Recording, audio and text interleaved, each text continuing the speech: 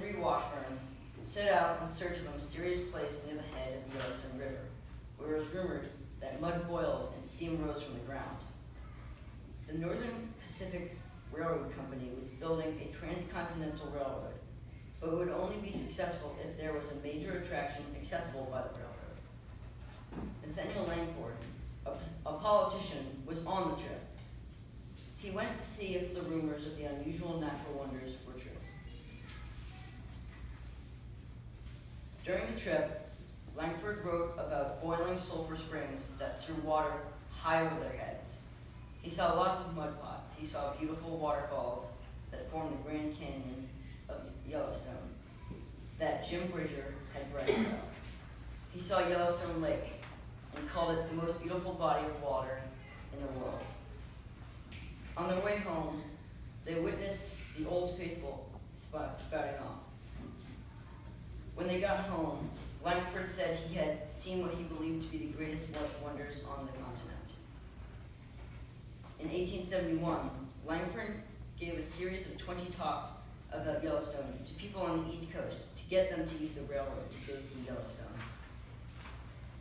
A man named Ferdinand Hayden was in the audience at one of these talks. He was the head of the Geological and Geographical Survey of the Territories, and he decided to go see it for himself. Hayden traveled with two botanists, a meteorologist, a zoologist, and an ornithologist, also a mineralogist, a topographer, an agricultural statistician and entomologist, painter Thomas Moran, and photographer William Henry Jackson. This trip, called the Hayden Survey, brought back scientific proof of all the wonderful things that earlier explorers bragged about. And through Moran's painting and Jackson's photographs, people from all over the world got very excited about visiting Yellowstone to see it for themselves.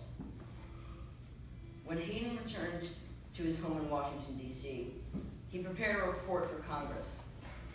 A lobbyist for the Northern Pacific Railroad named A.B. Nettleton wanted Hayden to help him convince Congress to pass a bill to set aside the Great Geyser Basin as a public park forever.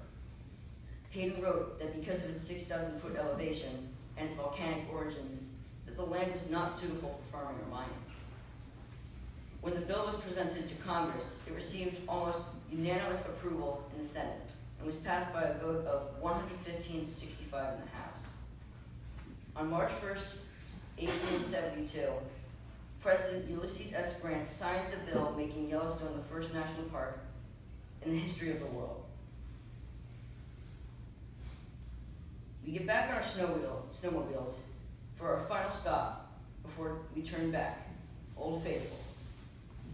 Since the geyser is not scheduled to erupt for another 30 minutes, we visit one of the warming huts called a yurt to have lunch.